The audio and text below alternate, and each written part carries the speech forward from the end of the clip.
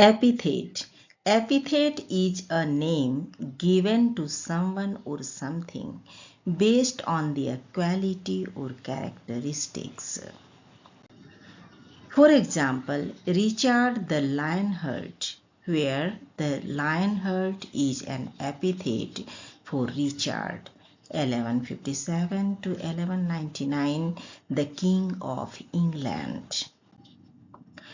Another example can be taken from Hindu mythology, where the god Vishnu is known by 1,000 names in the text called Vishnu Sahasranama, where each name is an epithet based on the characteristic of the god Vishnu, such as Hari means who take away all sins or sorrow of the material world.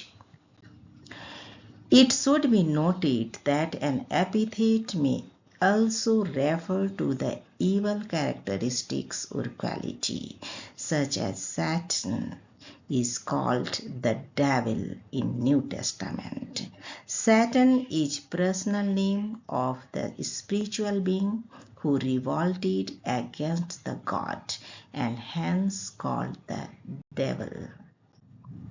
Thanks for watching. Please subscribe my channel, like and share also.